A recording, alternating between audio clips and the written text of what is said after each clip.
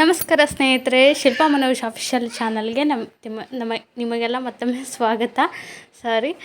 ಸ್ನೇಹಿತರೆ, ಬರ್ರಿ ಇವತ್ತಿನ ಈ ರೆಸಿಪಿ ವೆಜ್ ಫ್ರೈಡ್ ರೈಸ್ ಸಖತ್ತಾಗಿ ಬಂದೈತೆ ನೋಡ್ರಿ. ಇದನ್ನ ಶೇರ್ ಮಾಡ್ಕೊತೀನಿ. ಏನು ಸಖತ್ತಾಗಿ ಬಂದಿತ್ತಲ್ರಿ, ಅದು ಏನು ಗೊತ್ತ್ರಿ, ಯಾವುದೊಂದು ಸಾಸ್ ಬಳಸ್ದನ ಅಂದ್ರೆ ಆ ಸಾಸು ಹಾಕ್ದನ ನಾವು ಮನೆಯಲ್ಲೇ ಇರೋವಂಥ ವಸ್ತುಗಳನ್ನು ಯೂಸ್ ಮಾಡ್ಕೊಂಡು ತರಕಾರಿ ಹಾಕ್ಕೊಂಡು ಮಸ್ತಾಗಿ ಫ್ರೈಡ್ ರೈಸ್ ಮಾಡೋದು ಹೆಂಗೆ ಅಂತೇಳಿ ತೋರಿಸ್ತೀನಿ. ಬರ್ರಿ, ವಿಡಿಯೋನ ಸ್ಕಿಪ್ ಮಾಡಿದೆ ನೋಡಿರಿ. ನೀವು ಒಂದು ಸಾರಿ ಮನೆಗೆ ಟ್ರೈ ಮಾಡಿ ಕಮೆಂಟ್ ಮಾಡಿರಿ. ಈಗ ನೋಡಿರಿ ಸ್ನೇಹಿತರೆ, ನಾನು ಏನೇನು ತೊಗೊಂಡಿನಿ, ಮನೆಯಾಗಿರೋದು ಇತ್ತು, ಎಲ್ಲ ಫ್ರೆಶ್ ಇತ್ತು, ಹಾಗಾಗಿ ಮಾಡಿ ತೋರ್ಸಾಕತ್ತೀನಿ. ಬೀನ್ಸ್ ಕಟ್ ಮಾಡ್ಕೊಂಡೀನಿ ರೀ ಸಣ್ಣಗೆ, ಗಜ್ಜರಿ ತೊಗೊಂಡೀನಿ ರೀ, ಮತ್ತು ಕ್ಯಾಬೇಜು, ಉಳ್ಳಾಗಡ್ಡಿ ಇವಿಷ್ಟನ್ನು ತೊಗೊಂಡೀನಿ ರೀ. ಕ್ಯಾಪ್ಸಿಕಮ್ ಇದು ಕ್ಯಾಪ್ಸಿಕಮ್ಮು ಹಾಕ್ಕೋಬೋದು, ಸದ್ಯಕ್ಕೆ ನನ್ನ ಕಡೆ ಇರಲಿಲ್ಲ. ಆಮೇಲೆ ಹಸಿಮೆಣ್ಸಿಕಾಯಿನ ನಡುವು ಸೀಳಿ 3 ತೊಗೊಂಡೀನಿ ರೀ. ಯಾಕಂದರೆ ಖಾರದ ಅವಶ್ಯಕತೆ ಅಷ್ಟು ಆಗೋದಿಲ್ಲ, ಯಾಕಂದ್ರೆ ಮೇಲೆ ನಾವು ಇದಕ್ಕೆ ಕಾಳು ಮೆಣಸಿನ ಪುಡಿ ಹಾಕೋದ್ರಿಂದ. ಹಾಗಾಗಿ ನಾನು 3 ಸೀಳಿ ಇಟ್ಕೊಂಡೀನಿ ರೀ ಹಸಿಮೆಣ್ಸಿಕಾಯಿನ. ಬರೀ ಈಗ ಹೆಂಗೆ ಮಾಡೋದು ಅಂತೇಳಿ ತೋರಿಸ್ತೀನಿ. ಆಮೇಲೆ ಸ್ನೇಹಿತರೆ, ಏನು ಈಗ ಸಾಸ್ ಹಾಕಿ ಮಾಡಿದ್ರೆ ಚೆನ್ನಾಗಿರುತ್ತೆ ಖರೆ ರೀ, ಆದ್ರೆ ಸುಮ್ಮನೆ ಏನೋ ಒಂದು ಹಾಕ್ಕೊಂಡು ತಿನ್ನೋಕ್ಕಿಂತ ಹೆಲ್ದಿಯಾಗಿ ಮಾಡ್ಕೊಂಡು ತಿಂದು ಚಲೋ ಅಲ್ಲ. ಹಾಗಾಗಿ ನಾನು ಯಾವುದೇ ಸಾಸ್ ಹಾಕಕತ್ತಿಲ್ಲ ರೀ. ಈಗ ನೋಡಿರಿ, ಎಣ್ಣೆ ಬಿಸಿ ಇಟ್ಟಿದ್ದೆ, ಅದಕ್ಕೆ ಫಸ್ಟಿಗೆ ಉಳ್ಳಾಗಡ್ಡಿ ಹಾಕ್ಕೊತೀನಿ ರೀ. ಅದ್ರ ಜೊತೆಗೆ ಮೆಣ್ಸಿಕಾಯಿನ ಸೇರಿಸಿ ಮೆಣ್ಸಿಕಾಯಿನ ಹಾಕಿಬಿಡ್ತೀನಿ. ಯಾಕಂದ್ರೆ ಹಸಿ ಮೆಣ್ಸಿಕಾಯಿ ಅಲ್ರಿ, ಸ್ವಲ್ಪ ಗ್ಯಾಸ್ಟ್ರಿಕ್ ಅದು ಹಾಕಿರ್ತೈತಿ. ಹಾಗಾಗಿ ಅದು ಸ್ವಲ್ಪ ಹುರಿಬೇಕು ರೀ ಎಣ್ಣೆಯಾಗ. ಹಾಗೆ ತಿಂದರೆ ಗ್ಯಾಸ್ಟ್ರಿಕ್ ಆಗುತ್ತೆ ಸ್ವಲ್ಪ ಜನಕ್ಕೆ. ಹಾಗಾಗಿ ಅದು ಹುರಿಲಿ ಅಂತೇಳಿ ನಾನು ಉಳ್ಳಾಗಡ್ಡೆ ಹಾಕಿದ ತಕ್ಷಣನೇ ಅದನ್ನ ಹಾಕ್ಕೊಂಡೀನಿ ರೀ. ದಯವಿಟ್ಟು ಕ್ಷಮಿಸ್ರಿ ಏನಾದರೂ ಬ್ಯಾಕ್ಗ್ರೌಂಡ್ ಡಿಸ್ಟರ್ಬೆನ್ಸ್ ಇದ್ರೆ, ಯಾಕಂದ್ರೆ ರೋಡ್ ಸೈಡ್ ಮನೆ ಐತಿ, ಆಮೇಲೆ ಮಕ್ಕಳದ್ದು ಗದ್ದಲ ಇರ್ತದೆ ಸ್ವಲ್ಪ ಹೊರಗಡೆ ಇದ್ದರೂ ಕೂಡ, ಹಾಗಾಗಿ ಸಾರಿ ಕೇಳತ್ತೀನಿ. ಈಗ ನೋಡ್ರಿ, ಅವೆರಡನ್ನು ಬಾಡೋವರೆಗೂ ಸ್ವಲ್ಪ ಫ್ರೈ ಮಾಡ್ಕೋಬೇಕು ರೀ.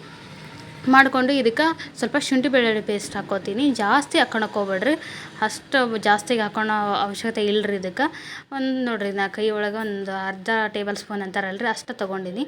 ಅಷ್ಟು ತೊಗೊಂಡು ಅದಕ್ಕೆ ಹಾಕಿ ಅದು ಸ್ವಲ್ಪ ಹಸಿ ವಾಸನೆ ಎಲ್ಲ ಮಸ್ತಾಗಿ ಹೋಗ್ಬೇಕ್ರಿ. ಅದು ಹಸಿ ವಾಸನೆ ಇರಬಾರ್ದು, ಆ ಥರ ಅದನ್ನು ಮಿಕ್ಸ್ ಮಾಡ್ಕೊರಿ. ಅದ್ರ ಜೊತೆಗೆ ಉಳ್ಳಾಗಡ್ಡಿ ಮೆಣ್ಸಿಕಾಯಿ ಜೊತೆಗೆ ಶುಂಠಿ ಬೆಳ್ಳುಳ್ಳಿ ಪೇಸ್ಟನ್ನು ಬಿಸಿ ಎಣ್ಣೆ ಒಳಗೆ ಸ್ವಲ್ಪ ಹೊತ್ತು ಫ್ರೈ ಮಾಡಿದ್ರೆ ಹಸಿ ವಾಸನೆ ಎಲ್ಲ ಕಂಪ್ಲೀಟಾಗಿ ಹೋಗುತ್ತೆ ರೀ.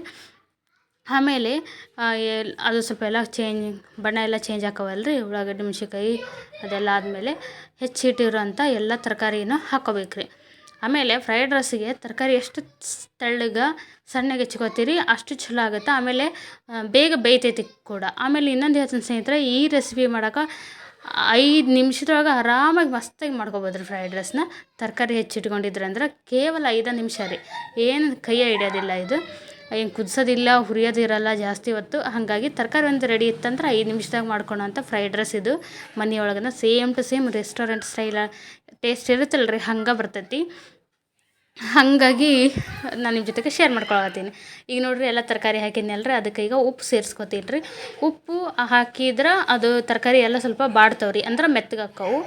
ಆಮೇಲೆ ಇನ್ನೊಂದು ನೆನಪಿರಲಿ ಸ್ನೇಹಿತರೆ, ತರಕಾರಿನ ಬೇಯಿಸ್ಬೇಕಾಗತ್ತಾ. ಅದೇ ಹೆಂಗೆ ಗೊತ್ತ್ರಿ, ಈಗ ಹಿಂಗೆ ಹಾಕಿದ ಕೂಡಲೇ ಮಸಾಲೆ ಎಲ್ಲ ಹಾಕಿ ಅನ್ನ ಸೇರಿಸ್ಬಿಟ್ರೆ ಆಗೋದಿಲ್ಲ, ಅವು ಕುದ್ದಿರೋದೇ ಇಲ್ಲ ತರಕಾರಿ.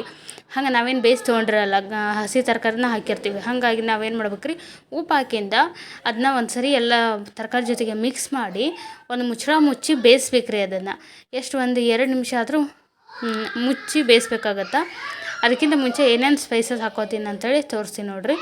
ಸ್ವಲ್ಪ ಊದಲ್ಲನಷ್ಟು ಒಂದು ಅರ್ಧ ಸ್ಪೂನಿಗೆ ಒಂದು ಅರ್ಧ ಮುಕ್ಕಾಲು ಭಾಗದಷ್ಟು ಗರಂ ಮಸಾಲೆ ಹಾಕ್ಕೊಂಡೇನಿ ರೀ. ಇಷ್ಟ ಸ್ನೇಹಿತರೆ, ಇದಕ್ಕೆ ಮತ್ತೆ ಏನೋ ಹಾಕೋದಿಲ್ಲ. ಖಾರ ಪುಡಿ ಬೇಕಾದ್ರೆ ಹಾಕ್ಕೋರಿ, ಯಾಕಂದ್ರೆ ನಾವು ಹಸಿ ಮೆಣ್ಸಿನ್ಕಾಯಿ ಮತ್ತು ಕಾಳು ಮೆಣಸು ಹಾಕಿರೋದ್ರಿಂದ ಖಾರ ಜಾಸ್ತಿ ಆಗುತ್ತೆ. ಹಾಗಾಗಿ ಅವಶ್ಯಕತೆ ಇದ್ದರೆ ಹಾಕೋರಿ. ನಾನು ಸ್ವಲ್ಪ ಹಾಕ್ಕೊಂಡಿನಿ, ಒಂಚೂರು ಕಲರ್ ಡಿಫ್ರೆಂಟಾಗಿ ಬರಲಿ ಅನ್ನೋ ಕಾರಣಕ್ಕೆ ಹಾಕ್ಕೊಂಡಿನಿ. ಆಮೇಲೆ ಒಂದು ಖಾರ ಪುಡಿ ಖಾರ ಇಲ್ಲರಿ, ಹಾಗಾಗಿ ಒಂಚೂರು ಸೇರಿಸಿನಿ ಅದನ್ನು ಕೂಡ. ಈಗ ಇವನು ಸ್ವಲ್ಪ ಈ ಎಲ್ಲ ಮಸಾಲೆನೂ ಎಣ್ಣೆ ಒಳಗೆ ಸ್ವಲ್ಪ ಫ್ರೈ ಅಲ್ರಿ ತರಕಾರಿ ಜೊತೆಗೆ.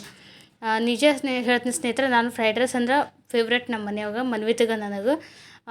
ಅದನ್ನ ನಾವು ಹೋಟೆಲ್ಗೆ ಎಲ್ಲಿ ಹೋದ್ರೂ ಅದನ್ನೇ ತಿಂತಿರ್ತೀನಿ ನಾನು, ರೆಸ್ಟೋರೆಂಟಿಗೆ ಹಿಂಗೆ ಹೋದ್ರೆ. ಹಾಗಾಗಿ ಅದನ್ನ ಮನೇಲಿ ಮಾಡಿದ್ರೆ ನಿಜವಾಗ ಅಷ್ಟು ಟೇಸ್ಟ್ ಇರುತ್ತೆ. ನನಗೆ ಇದು ಯಜಮಾನ್ರು ಹೇಳ್ಕೊಟ್ಟಿರೋ ರೆಸಿಪಿ ಇದು.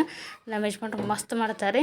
ಹಾಗಾಗಿ ನಾನು ನಿಮ್ಮ ಜೊತೆಗೆ ಶೇರ್ ಮಾಡ್ಕೊತೀನಿ. ಆಲ್ಮೋಸ್ಟ್ ವ್ಲಾಗ್ ಚಾನಲಿಗೆಲ್ಲ ಯಜಮಾನ್ರು ಮಾಡಿದ್ದು ಆಲ್ಮೋಸ್ಟ್ ಶೇರ್ ಮಾಡ್ಕೊಂಡಿನಿ ನಾನು, ಅಂದರೆ ಫುಲ್ ಹಿಂಗೆ ಡೀಟೇಲಾಗಿ ಎಲ್ಲ ಹಂಗೆ ಮಾಡಿದ್ವಿ ಅಂತ ಹೇಳಿ ತೋರಿಸಿದ್ದೀನಿ. ಅದನ್ನು ನಾನು ಕಲಿತ್ಕೊಂಡು ಅವ್ರಿಗಿಂತ ಸ್ವಲ್ಪ ಡಿಫ್ರೆಂಟಾಗಿ ಸ್ವಲ್ಪ ಏನೇನೋ ಚೇಂಜ್ ಮಾಡಿ ಮಾಡಾಕತ್ತಿದ್ರೆ ಸಖತ್ತಾಗಿ ಬಂದಿತ್ತು. ಹಂಗಾಗಿ ನಿಮ್ಮ ಜೊತೆ ಶೇರ್ ಮಾಡ್ಕೊಂಡೆ. ಈಗ ನೋಡಿರಿ, ಮುಚ್ಚಳ ಮುಚ್ಚಿ ಅದನ್ನ 2 ನಿಮಿಷ ತರಕಾರಿ ಎಲ್ಲ ಬೇಯಕ್ಕೆ ಬಿಡ್ಬೇಕು ರೀ. ಈಗ ನೋಡಿರಿ, ಎಲ್ಲ ತರಕಾರಿ ಮೆತ್ತಗಾದು. ಇಲ್ಲಾಂದ್ರೆ ಹಂಗೆ ಮಾಡಿದ್ರೆ ಹಸಿ ಹಸಿ ಅನ್ನಿಸ್ತಾವ್ರಿ. ಹಾಗಾಗಿ ಯಾವುದೇ ತರಕಾರಿದು ಸಾರು ಮಾಡಿರಿ ತರಕಾರಿ ಉಪ್ಪಿಟ್ಟು ಮಾಡಿರಿ ಏನೋ ಮಾಡಿರಿ ಬೇಯಿಸ್ಕೋಬೇಕಾಗತ್ತೆ ಫಸ್ಟಿಗೆ. ಅಂದಾಗ ಅದು ಸಾಫ್ಟ್ ಆಗುತ್ತೆ ತಿನ್ನುವಾಗ. ಯಾಕಂದ್ರೆ ನಾವು ಮತ್ತೆ ನೀರು ಹಾಕಿ ಕುದಿಸಲ್ಲ ಅಲ್ರಿ, ಹಾಗಾಗಿ. ಈಗ ನೋಡಿರಿ ಎಲ್ಲ ತರಕಾರಿ ಬೆಂದವು. ಈಗ ಸೈಡಿಗೆ ಅನ್ನ ಮಾಡಿ ಇಟ್ಕೊಂಡಿದ್ರಿ ನಾನು. ಆಮೇಲೆ ನಾನು ಕುಕ್ಕರ್ ಸೀಟಿ ಹೊಡಿಸಿ ಅನ್ನ ಮಾಡ್ಕೊಂಡಿಲ್ಲ ಸ್ನೇಹಿತರೆ. ನಾನು ಇಮ್ರನ್ನ ಅಂತಾರಲ್ರಿ, ಅದನ್ನ ಮಾಡಿದ್ನಿ. ಅದು ಉದುರಾಗಿ ಮಸ್ತ್ ಇರ್ತೈತೆ ರೀ. ಅದನ್ನ ಈಗ ನಾನು ಅನ್ನ ಸೇರಿಸ್ಕೊಂಡು ಮಿಕ್ಸ್ ಮಾಡಕತ್ತೀನಿ ರೀ ಸರಿಯಾಗಿ.